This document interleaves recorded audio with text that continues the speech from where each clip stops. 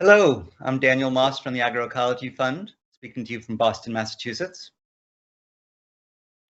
And my name is Gertrude Pswarayi. I'm with the Participatory Ecological Land Use Management, PELUM, Zimbabwe. Great. Well, it's wonderful to see you again, Gertrude. I haven't seen you since we met one another in India about 18 months ago, prior to COVID. So yes, it's good to see you. It's good to see you again. Great. Well, I'm really looking forward to this conversation.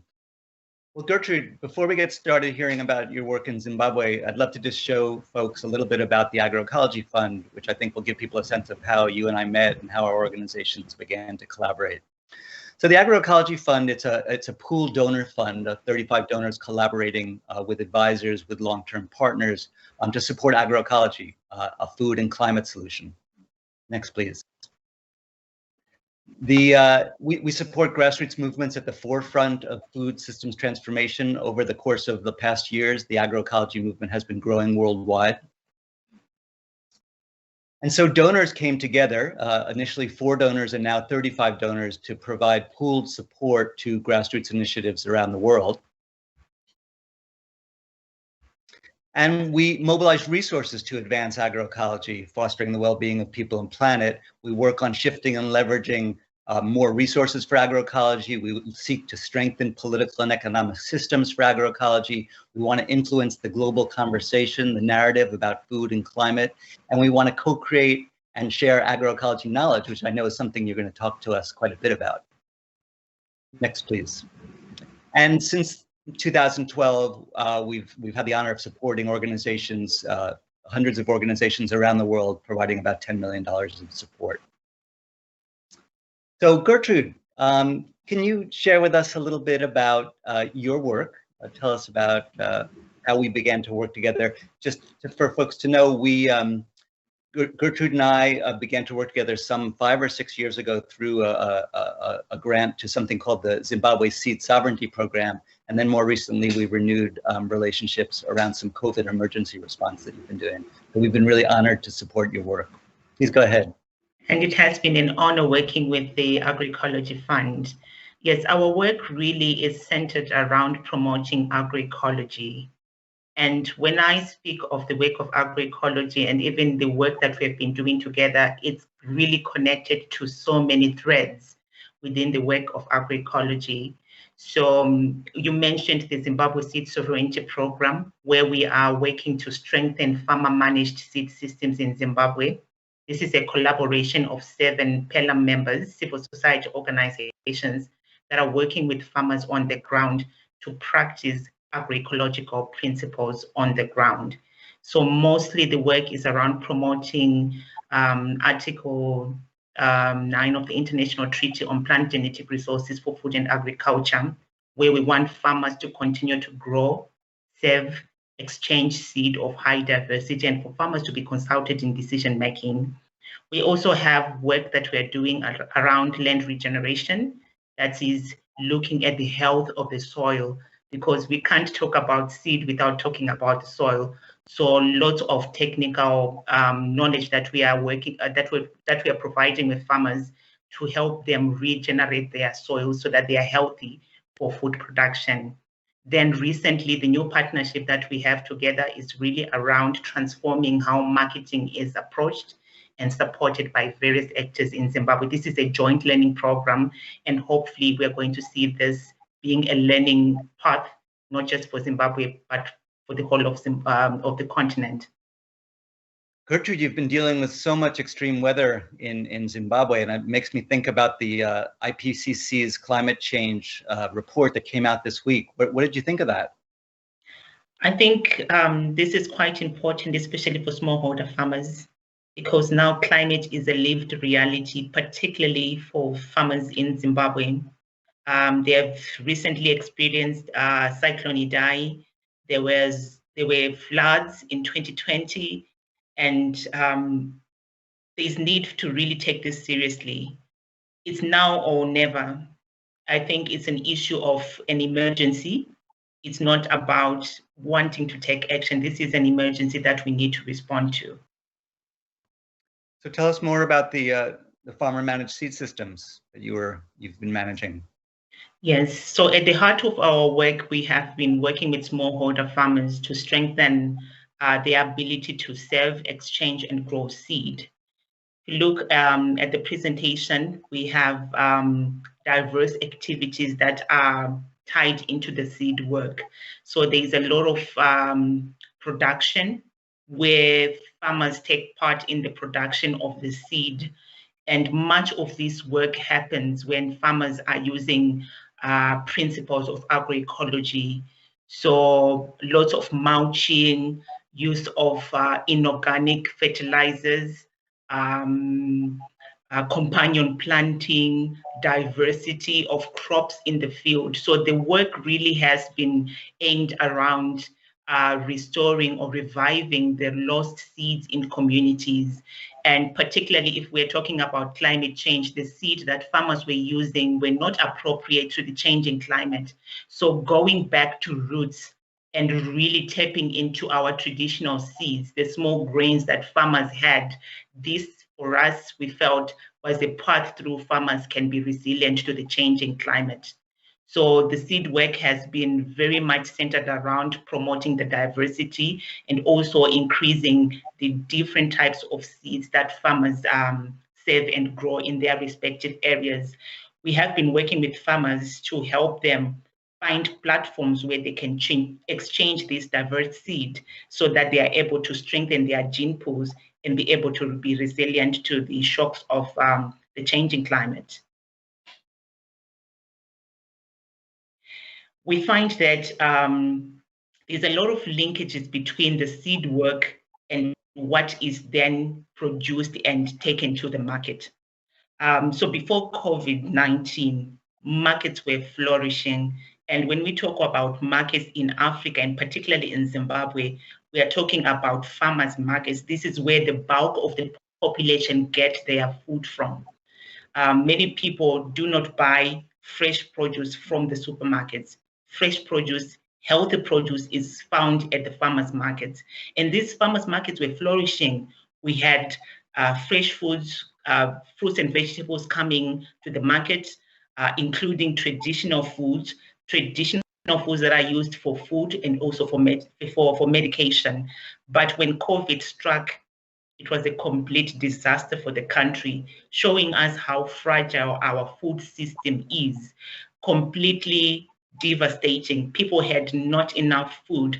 Farmers could not go to the markets. They could not approach the markets because of the lockdown situations that were imposed. Also, it was difficult for the urban dwellers to have access to food because they relied on farmers' markets.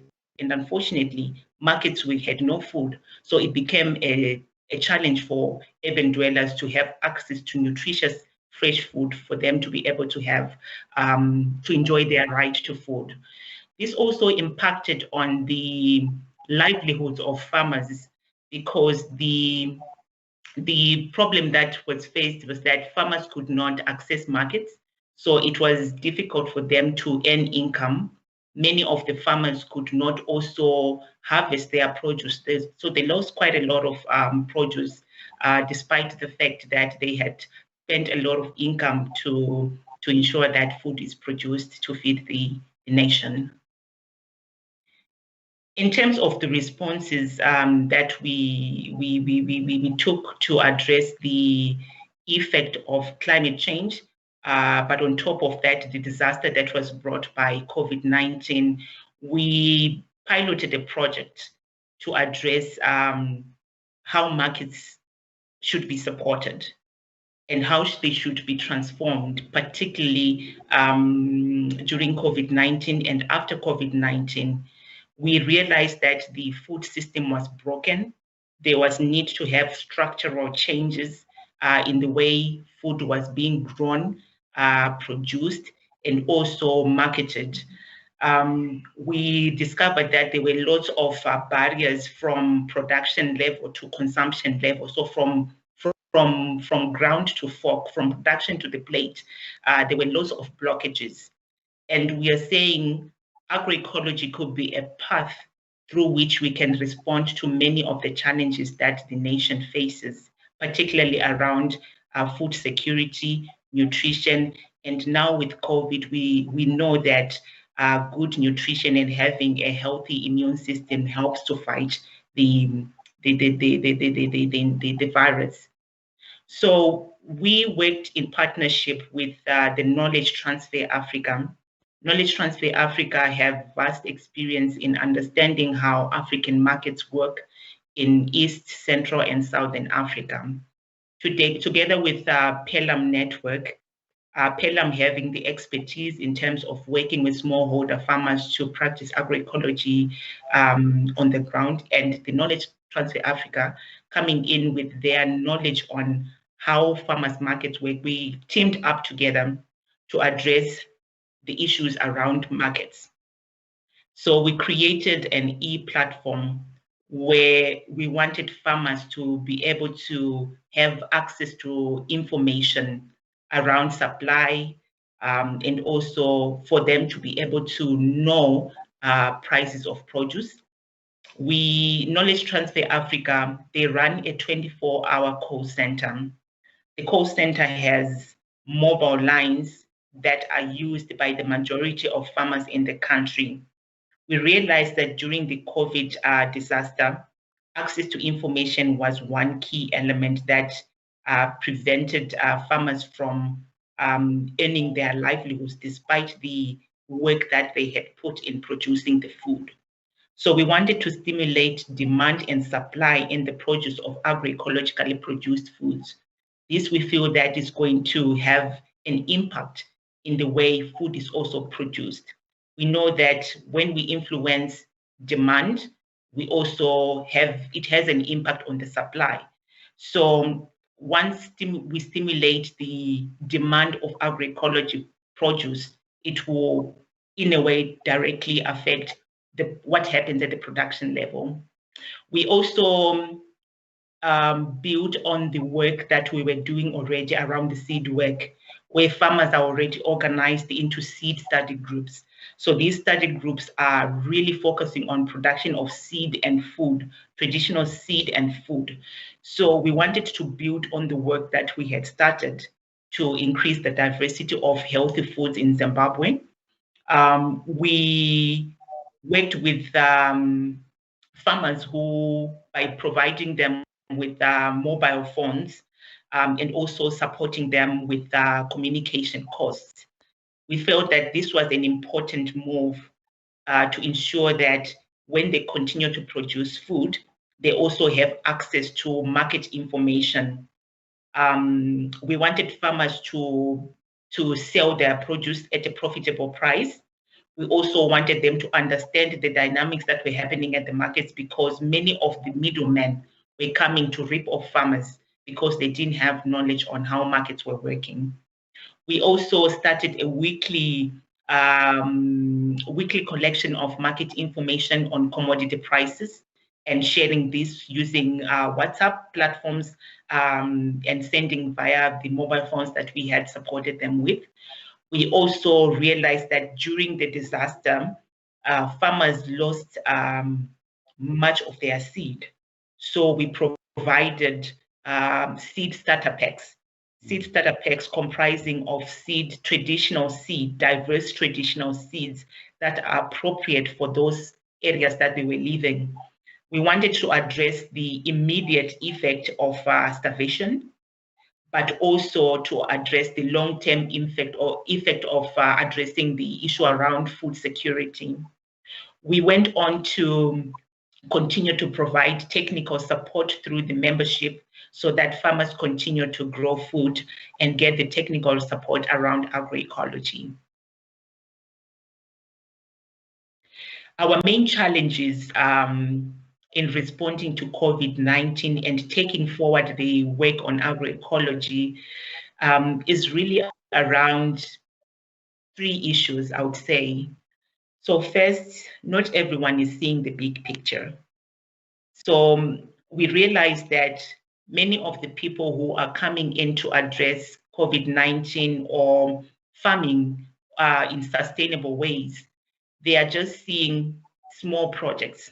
They are not seeing the big picture, meaning that agroecology is about looking at taking a holistic approach to understanding how things work, understanding how rivers need to be taken care of, how the soil is connected to the people, how the people are connected to the seed, how the seed is connected to the wilderness. We can't divorce the wilderness from the farmland. And it's understanding the depth of agroecology that is fundamental if we want to make huge shifts. So it's really, for us, it's looking at making transformation at the structural, relationship, and transformative level. And then the other challenge is that many of the stakeholders that we work with think that agroecology is a quick fix. And after working in this field and PELUM being established since 1995, and we're still struggling to shift mindsets, we know that this is not a quick fix. This is slow, hard work that has depth. And I think it's important for people to put in the time, because like the Buddhists say, when you go slow, you go fast. So finding the courage to invest in work that is slow, but that work that has depth is what's needed at this point. And last, I would say there is a problem of disconnection at an individual level, disconnection from our surrounding, disconnection from the soil, disconnection from these other beings that form the web of life. And that disconnection is leading to humans treating the forms of life as resources. So this is why we are having problems with land grabbing. This is why we are having problems with ownership of seed, patterning of seed. You can't pattern life. And from a traditional point of view, how can we own sun? How can we own the wind? How can we own seed? This is what my grandmother would say. To say, when you talk about seed, seed is like your brother. The rivers are like the blood that flows in your veins. So for traditional people, for the smallholder farmers, when they're looking at production of food, this is a way of life. This is about taking care of the entire ecosystem, the seed, the rivers, the forests, because they are what connect us to the other forms of life and allow us as humans to survive and be able to address the challenges that we face currently.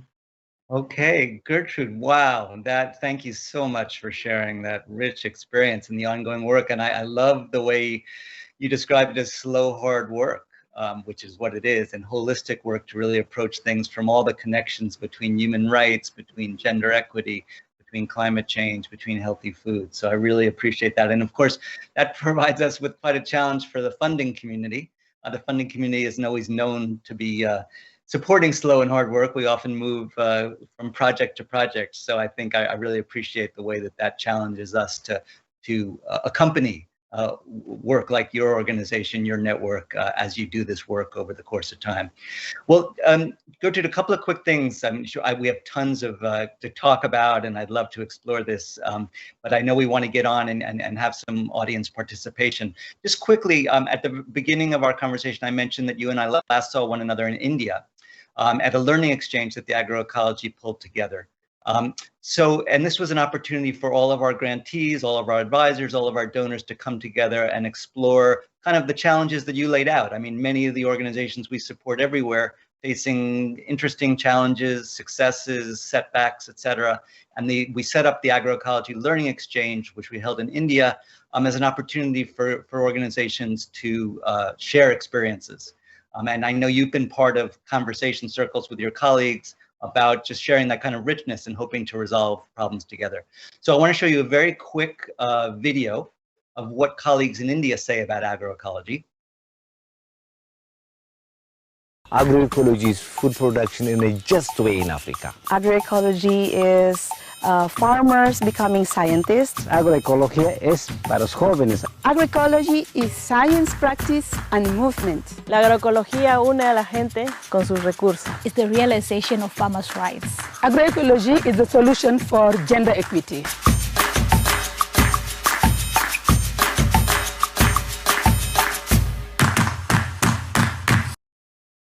Great. Well, that's it. I'm glad we had the opportunity to just see a little bit of other perspectives on that. And I just want to run through a couple of slides really quickly about our time together in India. So next slide, please. So we were able to bring together people from all over the world, as I said, colleagues of Gertrude from Asia, from Latin America, from Central Asia, from all over Africa, from the Americas, to come together to study agroecology and the experiences that they're having in amplifying agroecology solutions around the world. So we had a chance to learn from our Indian colleagues in southern India. Next, please. And we had the chance to come together for some seed rituals, the kind of thing that Gertrude mentioned, to really understand the landscape and the kind of offerings that the landscape provides, the kind of seeds that have been nourishing people, and we're able to come together to celebrate together. Next, please. And to learn techniques that they use in India to regenerate the land, to regenerate the soil, to provide healthy food. Here you see a little bit of a very interesting technique for fertilization, which is really based on urine and feces of the cattle there, a very sacred animal, and providing important nutrients to the landscape and to the population. Next, please. We had the chance to really look at their agroforestry techniques, how they intercrop with annual crops and with perennial crops and trees and mulching, and really look at what they've been able to do to be successful in a landscape that also has its challenges, similar to what you described in Zimbabwe, a lot of drought and water challenges. Next, please. And we were able to bring our colleagues, here's a colleague of yours from Southern Africa, to learn about the different varieties of crops that are being harvested in India, and be able to see what the connections are to things that are growing on the African continent. Next, please. And we were able to engage in some opportunities to share culture. A critically important part of food and climate and agriculture is really the basis of our food system, is how we use our food and our culture. So we thank you, Gertrude. I think you actually created this little map of Africa with seeds. Please, next slide. And an opportunity to come together, and we talk about movements, we talk about solidarity, we talk about people learning from one another and sharing experiences, and approaching some common problems, like we talked about earlier about the climate change problem, and about needing to be advocating at the global level on issues of biodiversity and climate that are going to ensure a healthy food system. Next, please. And really an opportunity to come to get to know one another. Relationships is the heart of all this work together. So we were very happy to be together in one place to share these kind of experiences across cultures, across languages, across agricultural practices. So yeah, I just would like to maybe ask you a couple of quick questions, if I may, Gertrude, just about if you could talk a little bit about, let's say, the global movement. We described the Agroecology Fund was created in order to support the agroecology movement in all its various forms, in all its various places where it's under in practice, which is basically throughout the planet. What was it like for you to see your colleagues in India, and how do you, in general, kind of collaborate with others that are working on common approaches, common problems, seeking to solve the problems that we're facing on the planet in terms of healthy food, healthy climate? I know that PELUM is part of a continental network in Africa called the Alliance for Food Sovereignty in Africa. So I know sort of part of your DNA is to be collaborating. So what is that like? What is the agroecology movement to you, and how do you collaborate with your peers in the movement? Yes. So for me, it's about connection and reconnecting to the broader web of life. And when I look at our work and what makes us more efficient is to find ways to look for like-minded organizations that are doing similar work to what we are doing. So we start at the national level, where we are really working through our members So the PELUM members are promoting agroecology, and together we create a network at a national level. But we are also connected to the PELUM Association, which is working at regional level. And through the PELUM Association, we have links with the Alliance for Food Sovereignty in Africa. So for me, it's really finding ways of connecting the dots and bringing the different voices of people who have a common vision towards healing our life support system. For me, this conversation is beyond food. It's beyond just doing small projects. It's really about taking care of our life support system, Mother Earth. And the big question for me, and what makes me continue to be part of this movement and to connect with different people, is to really find ways to remember our journey back home. And when I say home, it's being part of the complex system that has so many elements that we don't understand anymore. So being connected to a movement that is working closely with the Agroecology Fund is also connecting with great minds and always being energized and being given the strength to continue to work to heal the land. So for me, this is connecting and connection for healing, really. Well, that's beautiful. I think we're going to leave it there and talk about these issues with our audience about how we're working together for healthy food and healing the planet. So thank you so much, Gertrude. I'm really grateful for the conversation and for your work. Thank you so much for having me in the conversation.